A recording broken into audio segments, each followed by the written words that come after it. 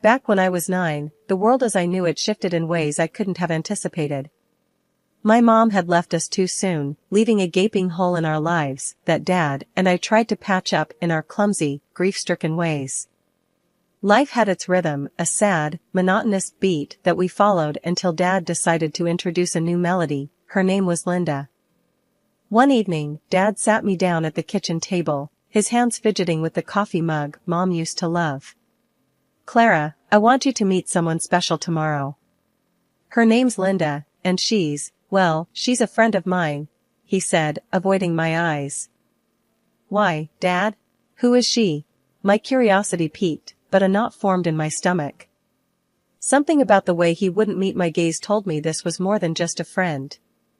Dad sighed, a weary sound. "I just think it's time, Pumpkin. We need to start finding ways to be happy again." The next day, Linda stepped into our home, her presence filling the space with an unfamiliar energy. She was all smiles and sweetness, extending a hand adorned with shiny rings. "Hello, Clara. I've heard so much about you," she said, her voice syrupy sweet. I shook her hand, feeling the coldness of her touch. "Hi," I muttered, eyeing her warily. As Dad showed her around, I trailed behind, watching as her gaze swept over our living room. When her eyes landed on the family photos, particularly the ones of Mom, her smile faltered, replaced by a fleeting look of disdain. I saw it, even if Dad didn't. Months flew by, and before I knew it, Linda had transitioned from Dad's friend to Dad's wife. Her real colors began to show, not in bold, overt strokes, but in subtle shades of manipulation and pretense. One night at dinner, Dad brought up the subject of my outgrown wardrobe. "Clara's been growing like a weed. We need to get her some new clothes for school," he mentioned casually. Linda jumped at the opportunity. "Oh, let me handle that. I love shopping, and I'll make sure Clara gets the best," she offered, her tone dripping with feigned enthusiasm. A week later, Linda unveiled her shopping spree results with a flourish. The clothes were laughable. Everything was several sizes too big, hanging off my shoulders and pooling at my feet. "Look at this, darling. I got everything on sale, and she'll grow into them. It's perfect," Linda exclaimed, holding up a dress that could double as a tent. Dad beamed at her, proud and grateful. "Linda, that's brilliant. So thoughtful of you." I tried to protest.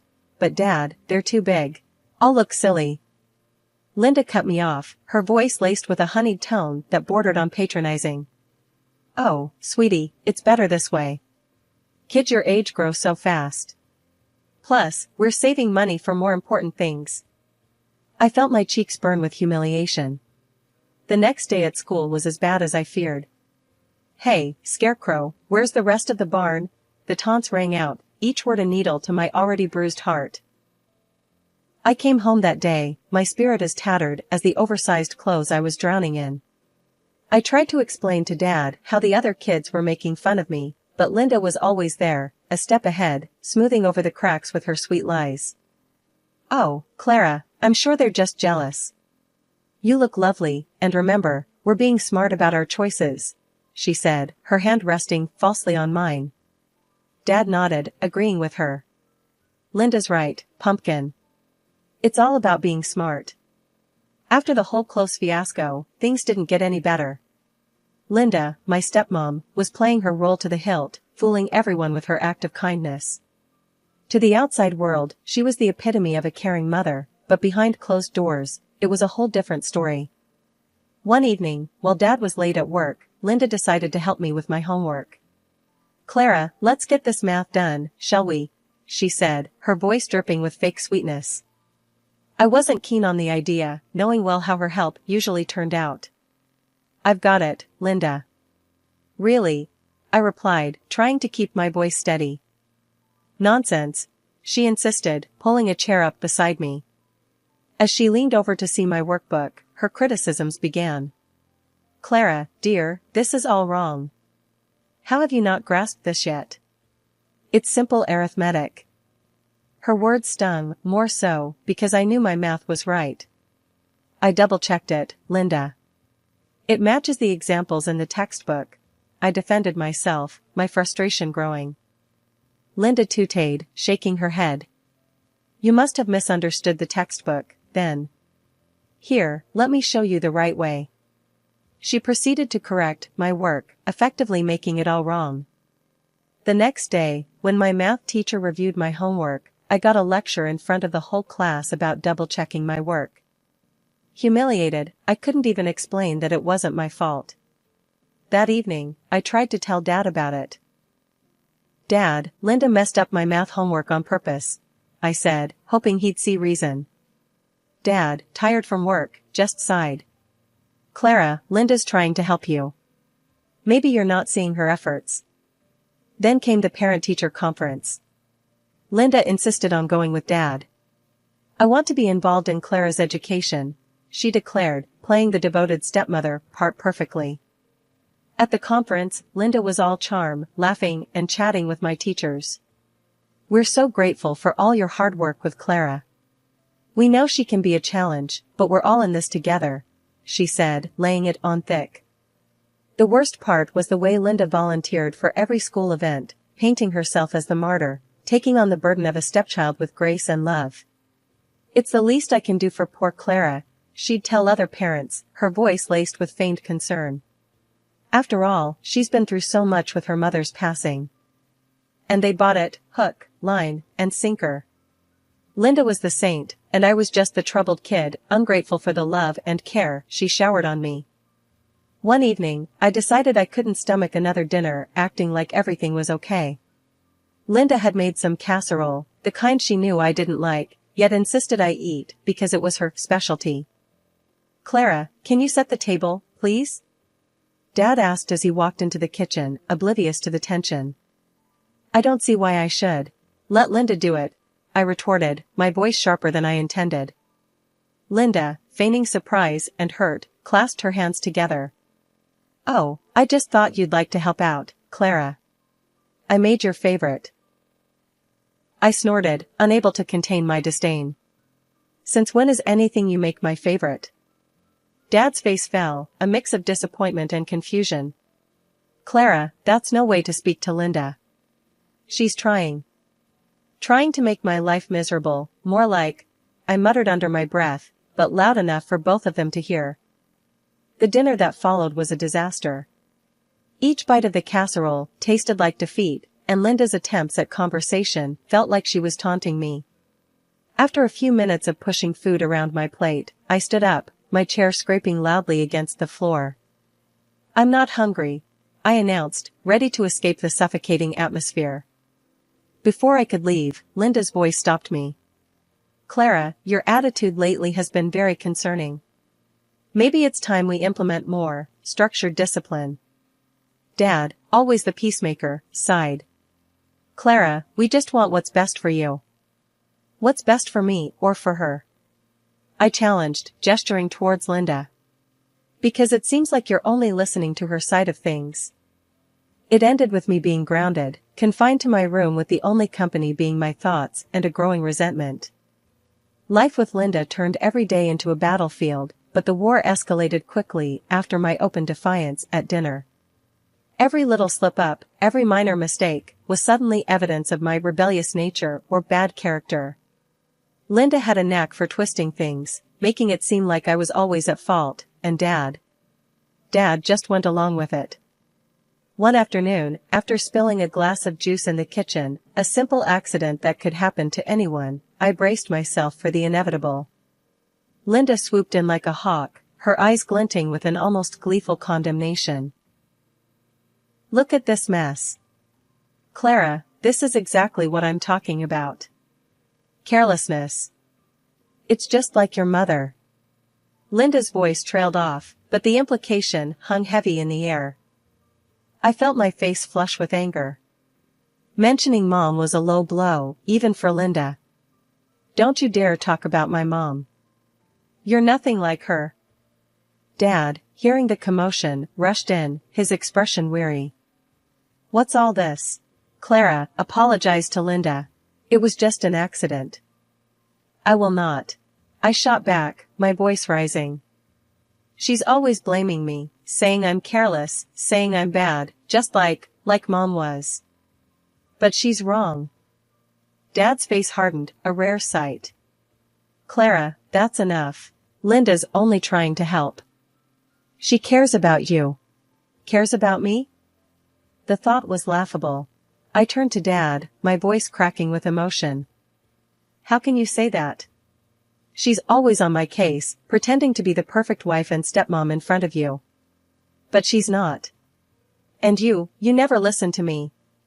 Later, when the house was quiet, and I had time to think, I realized the toll it was taking on me. My confidence, my sense of self, it was all eroding under Linda's relentless criticism. It wasn't just about fighting back anymore, it was about preserving who I was, who my mom had hoped I'd be. Life at home had settled into a tense routine. I was getting better at dodging Linda's barbs, keeping my head down to avoid confrontation. Then, one ordinary, unremarkable Tuesday, everything changed. Dad didn't come down for breakfast, which was odd. He was always up before everyone, a habit from years of early morning starts at his job. I decided to check on him, thinking maybe he needed a sick day, something he never took. The moment I opened the door to their room, I knew. It was too quiet, the kind of silence that presses down on you, heavy with dread. Dad? My voice was barely a whisper, my feet rooted to the spot. He was there, lying so still, too still. Panic gripped me as I rushed to his side, my hands shaking as I reached out to him. Dad, please, I begged, the reality of the situation crashing down on me. Linda came in after, her scream piercing the thick veil of disbelief that had settled over me. The next few hours were a blur, ambulances, hushed voices, sympathetic looks. The verdict was a heart attack, sudden and without warning. Then came the funeral, a surreal procession of events that I moved through like a ghost. Linda was there, of course, playing the part of the grieving widow to perfection. Her tears were convincing, her sobs heart-wrenching. But to me, they sounded hollow, an echo of the genuine grief that weighed down my heart. I just can't believe he's gone, she wailed to anyone who would listen. He was my everything, and now I have to take care of Clara all on my own. How will I manage? Her words, meant to elicit sympathy, only fueled my anger. Manage? As if I was nothing more than a burden, a problem to be solved. I wanted to shout, to tell her to stop her charade, but I remained silent, my grief a heavy shackle around my heart. After the funeral, the house felt emptier than I ever thought possible. The silence was oppressive, a constant reminder of the void Dad's death had left in our lives. It was during one of these long, quiet afternoons that Linda decided to show her true colors once again. We were sitting in the living room, the air thick with unsaid things, when Linda turned to me, her eyes cold and calculating. Well, Clara, it's just us now, she began, her voice deceptively soft. And things are going to change around here. I stiffened, wary of her tone. What do you mean? Linda smiled, but it didn't reach her eyes. You see, with your father gone, I'm your guardian now. And that means I'm in charge of you, and your inheritance. My heart sank. I had almost forgotten about the money Dad left behind, too caught up in my grief to consider the implications. What about it? I asked, trying to keep my voice steady. Oh, sweetie, don't worry. I'll take good care of it. After all, it's what your father would have wanted, she said, her tone dripping with faux concern. The implications of her words hit me like a ton of bricks. Linda in control of my life and my inheritance was the last thing Dad would have wanted. You can't do that. That money is mine, I protested, my anger rising. Linda's smile widened, a hint of malice creeping into her expression. Actually, I can. And I will. You're just a child, Clara. What do you know about handling money, about the real world? No, I'll be the one making the decisions from now on. And as for you, she paused, leaning in closer, you'd better learn your place and how to show some respect. Or else, your life is going to become very difficult. After the threats and the declaration of a twisted sort of guardianship from Linda, I knew I couldn't just sit back and let her run rampant over my life and my inheritance. It was time to fight back, but I needed an ally, someone who could help me navigate the legal and emotional battlefield I found myself in. That's when I thought of Aunt Sarah, Dad's sister. She'd always been kind to me, and I remembered Dad saying how much she'd helped him through tough times. I picked up the phone, my hands shaking as I dialed Aunt Sarah's number. It rang 3 times before she answered. Hello? Aunt Sarah, it's me, Clara. Clara, how are you, honey? I've been so worried about you. I took a deep breath, steadying my nerves. I'm not good, Aunt Sarah. I need your help.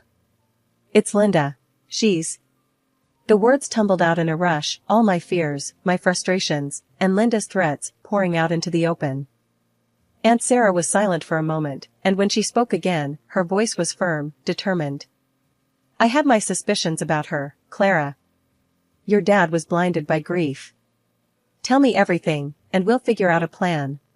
I spent the next hour talking to Aunt Sarah, telling her about the oversized clothes, the fake kindness that fooled everyone but me, and, most importantly, Linda's plans for my inheritance. By the time we hung up, a seed of hope had been planted.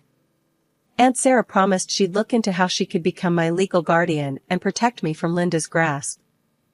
The next morning, Aunt Sarah arrived, her presence in the house like a beacon of hope. Linda eyed her warily, sensing a shift in the balance of power but not yet understanding its source. Aunt Sarah wasted no time. Linda, we need to talk. It's about Clara. Linda folded her arms, a fake smile plastered on her face. What about her? It's simple. You're not suited to be her guardian. I'm taking legal steps to assume guardianship of Clara. Linda's smile faltered, her eyes narrowing. You can't do that. I'm her stepmother. I have rights. I finally spoke up, my voice stronger than I felt. I want to live with Aunt Sarah. I don't want to be here with you anymore, Linda. Linda laughed at that, a harsh, grating sound that echoed mockingly in the living room. You think you've got a say in this, do you? You're just a kid. Your opinion doesn't matter here. That's when Aunt Sarah stepped in, her voice icy with resolve. Actually, it does. Clara is 14. According to the law, she's old enough to decide who she wants to live with. And she's chosen me. The day the court ruled in Aunt Sarah's favor was the first day of the rest of my life. I moved in with her immediately, leaving Linda and her manipulations behind. Aunt Sarah didn't just become my guardian, she became my mom in every way that mattered. She officially adopted me not long after, solidifying what we already knew to be true in our hearts. One evening, Aunt Sarah and I were sitting on the porch, watching the sunset paint the sky in shades of orange and pink. We'd been talking about school, about my future, when she turned to me, her expression thoughtful. Clara, you know you've got a whole world of possibilities ahead of you, right? She said, taking a sip of her tea. I shrugged, the weight of the past few years making it hard to see too far into the future. I guess. I just don't know where to start. Aunt Sarah set her tea down, turning to face me fully. Start with what you love. Remember, you've got your whole life to figure it out, but now's the time to explore, to try new things. Her words stirred something in me, a spark of ambition that Linda had almost smothered. I've always liked numbers, you know?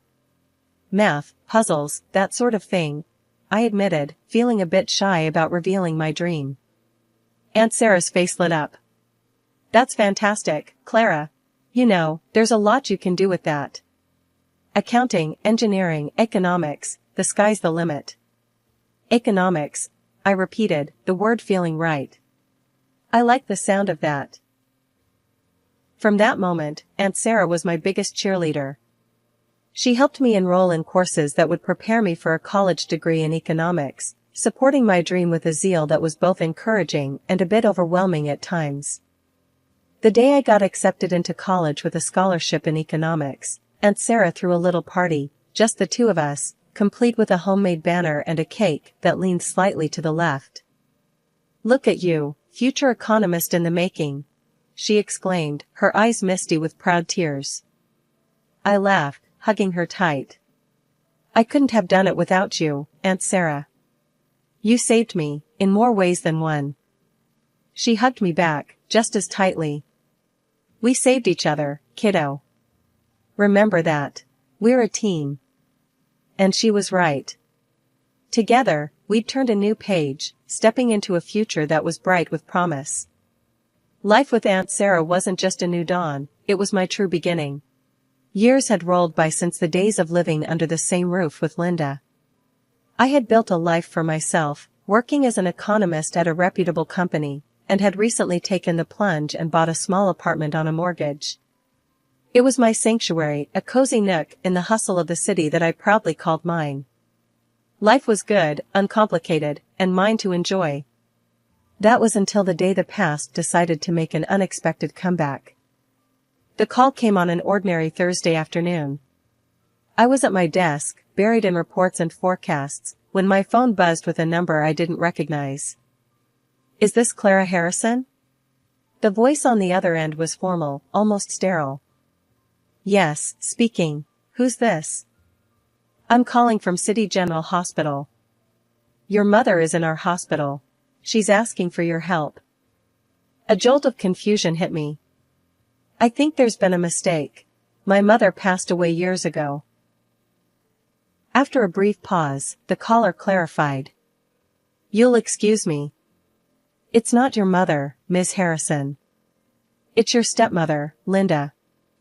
Hearing Linda's name after all these years was like being doused with cold water. A mix of emotions swirled within me, surprise, skepticism, and an undeniable curiosity. "What's wrong with her?" "She's been hospitalized for a serious condition. She's asking to see you." Taking a deep breath, I found myself agreeing to visit. "All right, I'll come by after work." I found Linda in a shared ward, a shadow of the formidable woman I remembered. The gloss and veneer that she always presented to the world were gone, leaving behind a frail figure that barely resembled my stepmother. As I approached, her eyes found me, and a flicker of something, relief, perhaps, crossed her face. "Clara," she croaked, her voice barely above a whisper. "You actually came."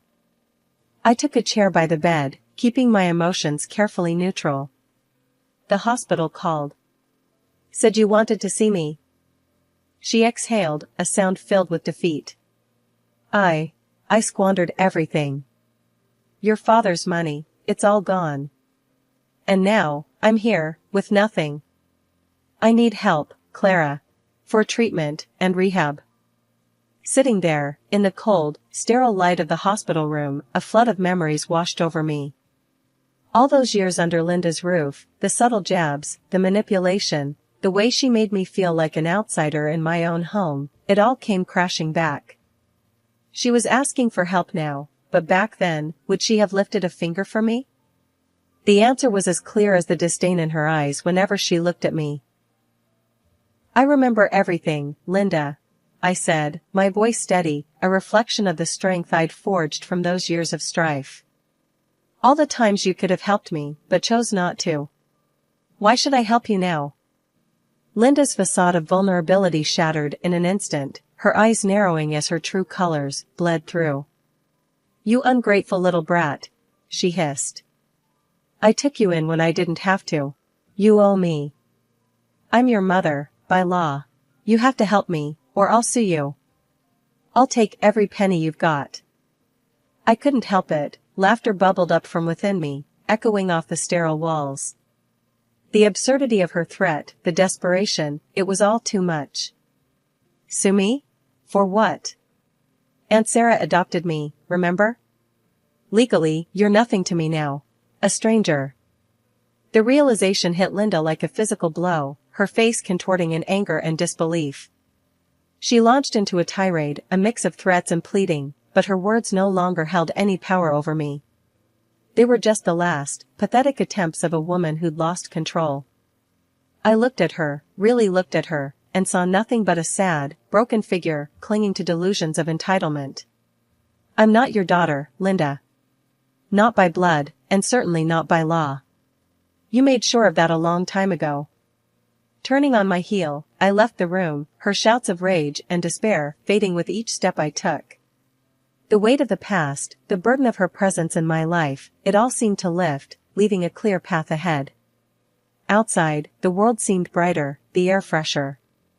I took a deep breath, savoring the freedom, the closure. Linda was my past, a chapter finally closed, and I was the author of my future, writing my story one step at a time on my own terms.